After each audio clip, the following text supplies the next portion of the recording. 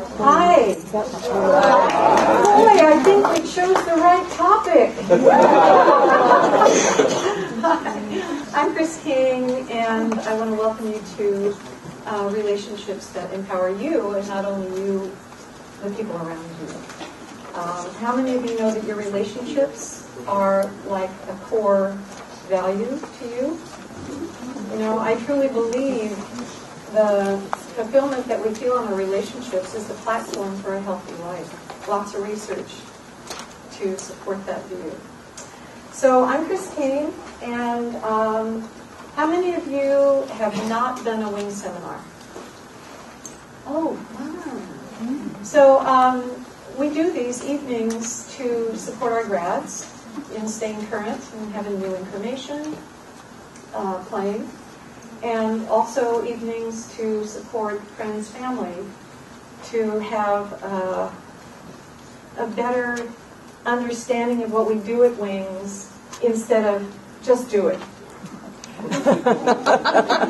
How many of you have heard that from a grad? Oh, just do it. You know. So they're an opportunity to have an experience of what we do here, to play, to practice, and to learn. And my intention is always that you go away with something you can use to keep your life fresh, to keep your life meaningful, and having it be just what you want. So how many of you can look at your life and the different things that you've created and feel pretty darn proud? Great. And how many of you can look at your life and think, oh, you know, I don't think I've done enough? Ooh, so that means there's room to grow, correct? And how many of you look at your life and know you have some regrets? Yeah. Two. So here's a very accountable question. How many of you know you do some behaviors or express feelings and perspectives in ineffective ways? At least some of the time. At least some of the time. Okay, all right. Well, last, how many of you question, at least for a little while, how many of you are hoping that someone else will change so that your relationships will be better?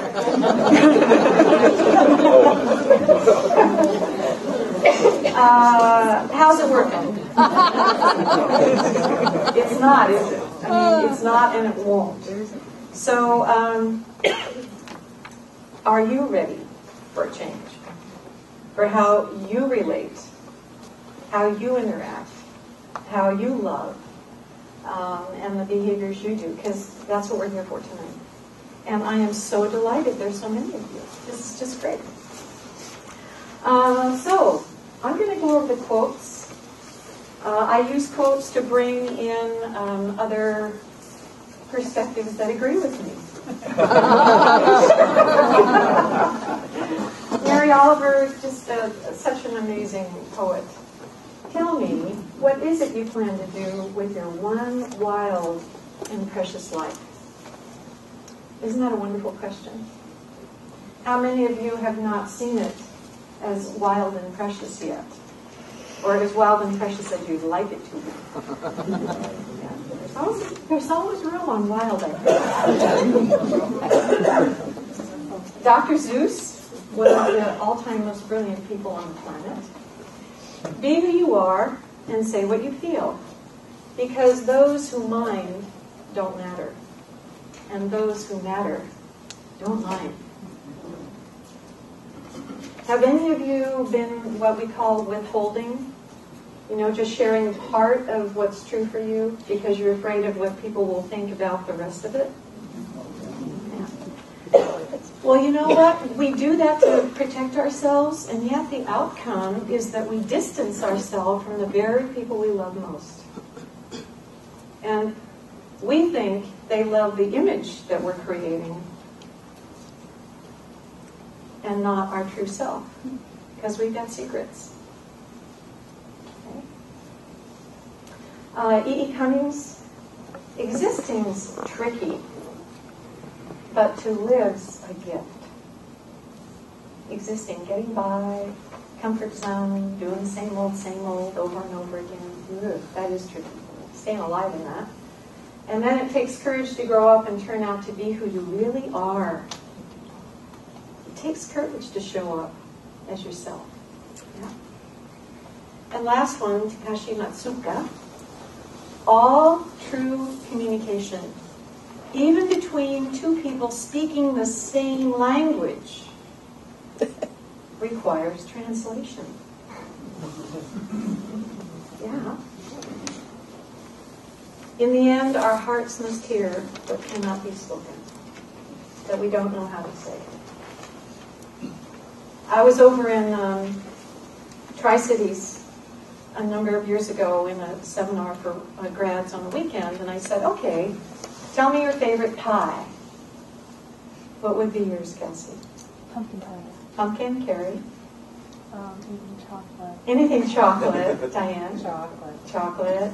Apple crisp. Apple crisp. And the next person was an engineer, and he said, pi r square. 3 point, what is it? 1 point, and everybody goes, what? Well, there's a really big difference between pumpkin pie and apple pie. And lemon custard pie. I mean, they're different. So you hear favorite pie and everybody has a different picture, and an engineer has a really different picture. So that's the translation. We think we're speaking the same language. How many of you have been talking about something and go, how did you get there? We are speaking the same language, aren't we? Well, the answer is we're translating through our belief system all the time. So 4 things we're going to focus on, and I hope we get it all done, because this is really enough for like 3 days. Okay, but that's the kind of stuff I do. Focusing on creating relationships that empower you while maintaining and strengthening existing commitments. So sometimes we think if we're going to change in relationships, we're just going to bail. Got to start totally fresh. How many of you thought that? End the marriage, end the commitment, but that's the only way to do it, and that's not a very healthy way. Value your point of view and express it clearly, directly, and honestly while respecting other people's view. Focus on that. Be aware of the patterns and strategies you do in relationships and how to change these patterns when they're not fulfilling. Wouldn't that be great? Mm-hmm. I'll save that till later. No, I'm kidding. Learn how to create a positive and healthy self-image and inner dialogue. Yeah. So we've got work to do. So can we hand out the handout? I'm going to get you to do a little work before we start. So the first step in the process of change is always awareness, that we become aware that something in our lives isn't working the way we really want it to. The second step in the process of change is taking ownership. That if I want a change in my life, waiting for someone else to make it is not going to work. If I want to change, it's my job to get clear about what that is and to take the action. Right? When I came into PES, at 36 I was diagnosed with metastasized breast cancer. And I had a mastectomy on the right side, a year of chemotherapy, and then a mastectomy on the left-hand side. And I'm 36 years old, and I already have breast cancer, and I thought, I've got to do something. Something's not working. And so I did all the things I knew how to do. I read Bernie Siegel, Love, Medicine, and Miracles. I became macrobiotic in my diet. I ran a half marathon. I mean, I did all these physical things and mental things. But I was still really unhappy. I had a great husband, 3 kids, a house in the country, a big garden. I had all the pieces where you'd say, she should be happy. But that wasn't true for me. I felt I was working really hard at being a mom, a wife, all that stuff. Well, since I was working so hard, it must be my husband's fault. Now, I can kind of laugh about this now, but back then it was not funny. I remember waking up at 3 o'clock in the morning with tears in my ears because I was crying in my sleep about how sad things were between us. So I came, and this is a guy I met. I was 12 years old. He was 13. He's my first love, and we're still together. And friends told us about the PES, and I said, anything that I can do to change how I'm feeling about my life, I'll do it. And I really respected them a lot. Healing Soup Richard. Came and did PES, and I was totally amazed, horrified, and delighted that I realized that I was responsible for my choices. I was responsible for my choices all the way along. It wasn't my mother's fault or my father's fault, my brother's sister's fault. It was not my husband's fault how I had chosen. And during that process of the 4 days of PES, 2 people got free. Me and my husband. He was no longer the focus of my resentment, my hurt, all that stuff. It was like, whoa, I make different choices, I will create different outcomes. Resentment is a killer. Resentment is one of the most damaging emotions to our own physical, mental, emotional, and spiritual well-being. Because it's all about what? Blame. Saying, you're the reason my life is the way it is, instead of, I'm the reason my life is the way it is. So, what are the prices we pay for this? Illness, depression, loneliness, confusion. How can I know what I want if I'm angry at you or resentful for you or how you're managing my life? How am I going to get clear about what I really want when that's what we're doing? Yeah. What else? What would be the prices? What about the prices the other people pay around you? Anxiety. Walking on eggshells. You know, what am I going to be responsible for next? Isolation, separation. Isolation, separation. How do you feel when we're talking about this stuff? Terrible. Blech. You know? And yet we keep swimming in the same water. And we'll talk about that more in a little bit. So, how to change these patterns?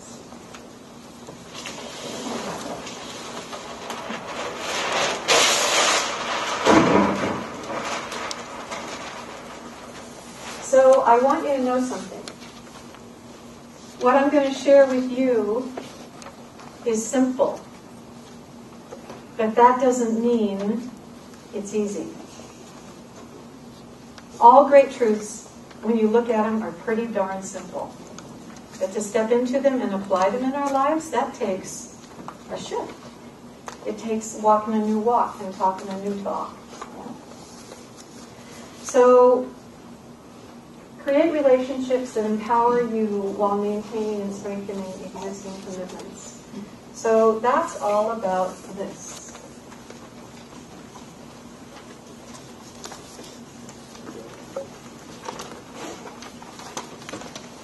Bottom line, about accountability. So, accountability definition in Webster, personal responsibility. That I'm able to act without guidance or superior authority, that I accept and I would say be so thankful that I am the source or the cause of my life, of what's happening inside of me. How many of you realize nothing gets resolved by blaming? Nothing gets resolved by finding fault. Nothing gets resolved by thinking you can fix somebody else. So many women, now I'm making a big gender thing here, right? Hold their partner as a home improvement project. You know, if you would just change this, just change that a little bit, then, you know, things will get better, right? We think about relationships a lot more than guys do. Is that true, guys?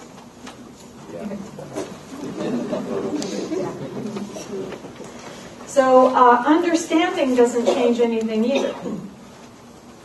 Understanding doesn't change a darn thing. What is going to change something? Taking accountability and doing something different. That'll change things, all right? So accountability is number one. Self-awareness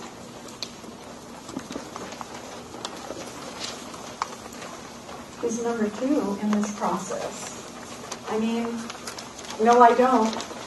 Is that about self-awareness? No, it's not. Okay. So, there's something really important to know. We know the right things to do, correct? How come we're not doing them? Why are we doing all those things over there on the floor? We're afraid. Easy. Comfort. Stubborn, yeah, whatever. Well, we're doing it. Yes? No, I was just going to say because you get something out of it. You get something out of it. There's a secondary gain. You're not getting the real thing you want, but you're getting something. And that's called the secondary gain. So,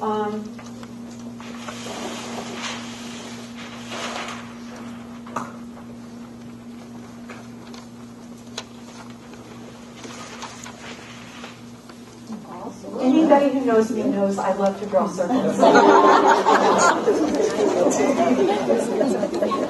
It's just so fun. So,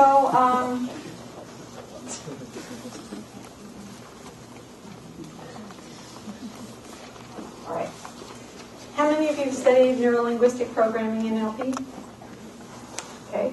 There's a premise in NLP, in neuro-linguistic programming, which is a study of communication, internal, external, belief systems, the impact that they have, how to change beliefs, that every behavior you or I do has a positive intention at its inception. It's in some way to take care of ourselves. Every single behavior you do is to take care of you in some way. And when we work our way out through our levels of unconscious, when we get to the surface behavior,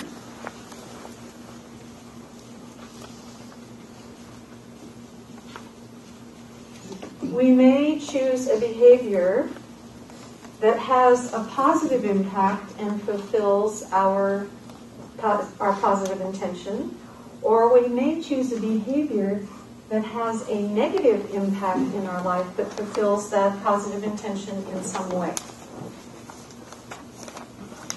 Okay?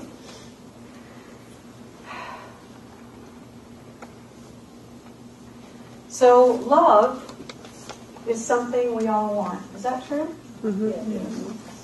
How many of you also know that you really want to be respected? So at Wings, we talk about these being two aspects of our own fulfillment. They're like foundation pieces. We all want love and respect. Okay? So, how many of you have done weird things to get love? So you have a positive intention, but when you get out through your layers, fear, somebody will laugh at me, I'll look stupid or whatever, you choose one of these behaviors, like envy. How about jealousy?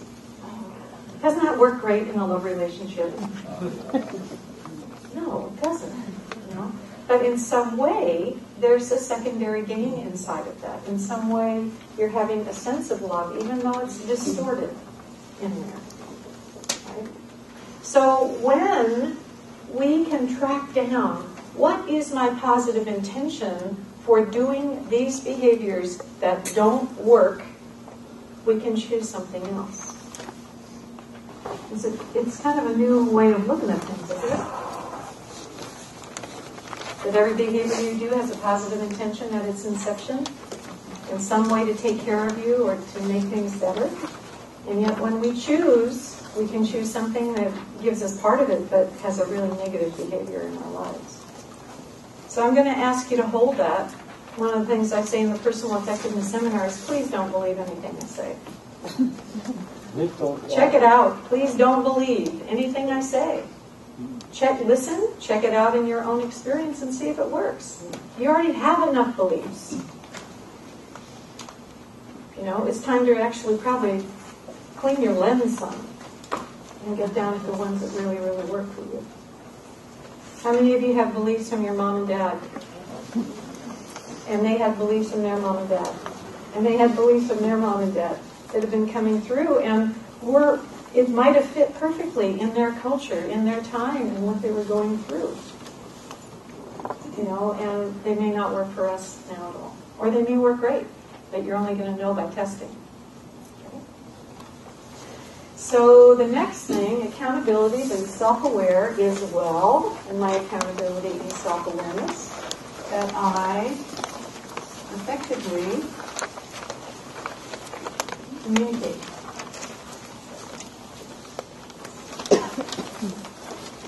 Okay, so here's a question for grads. How many of you know that your ability to communicate authentically and accountably has changed dramatically since coming to Wings? Since coming to Wings and doing the work. Unbelievable. It's a prime piece of what we do because that's our connection to the world, is how we communicate. Okay? So value your own point of view and express it clearly, directly, and honestly while respecting others' views. All right? So the last one on here, learn how to create a positive and healthy self-image and inner dialogue. And what I truly believe that's all about is self-acceptance, respect and love of self and others. Okay? So we're going to do something called a closed eye process, which means you're going to close your eyes. The purpose of that is that you just have an opportunity to go inside and imagine something. Okay? So I'm going to ask you to take the papers and stuff and just set them on the floor.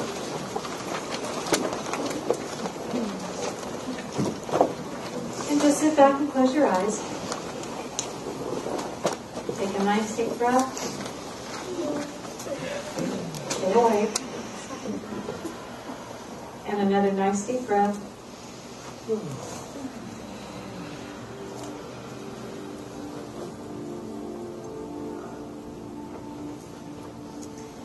And breathing again.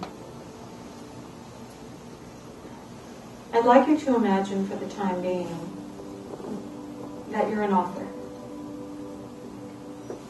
And you're writing a book in which you are a character, along with many of the people who have played parts in making your life what it is today. It's time for you to identify someone in your life who you know loves you. It's not important that you love them, but critically important that you know that he or she loves you. Search for a moment through the people in your life until you find that person. The person you know loves you. Taking your time and setting aside any doubts. You're sitting at your desk or table where your computer, paper, pens, perhaps family photos are resting. And across from you are windows, many windows that look to the outside. There, occupied in some endeavor of their own, is that special someone who you know loves you. It's come to that time in the book you're writing to describe this very character. You sit back, looking at them, musing to yourself as you let the possibilities form of how to describe this person in words, how to capture and express in words that which makes them unique. the words which would allow a reader to see them clearly as you do. So you describe to yourself the idiosyncratic gestures, words, looks, and behaviors that make this person who they are. Their humor, passion, intellect, foolishness, blind spots, strengths, and weaknesses. The small and the global that coalesce into making that person unique in all the world. You listen to your own description, feeling the feelings that come and move through you as you're watching them on the other side of the glass.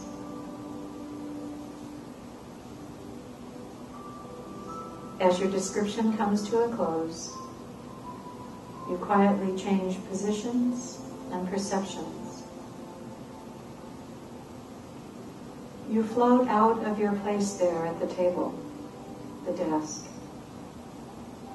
You float outside and enter into the person on the other side of the glass, becoming that person who loves you. From there, your eyes look up from the activity in which you've been so engrossed, and you see yourself sitting there, working on your book. You see yourself through the eyes of someone who loves you, seeing for the first time what someone who loves you sees as they look at you. Listening closely, you hear your own words, noticing your gestures, how you look, as described by someone who loves you. You see yourself through their eyes, the eyes of someone who loves you. You recognize qualities and attributes which were unknown, or perhaps even viewed as faults in your eyes, that you now see as gifts. Viewing yourself through the thoughts, perceptions, and memories of someone who loves you. You find yourself to be someone to love. Someone who enriches another by the simple act of being yourself. You hear and see what it is about you that this person cherishes. Holding close all that is worth knowing, you slowly come back into your own being, remembering who you are to someone who loves you.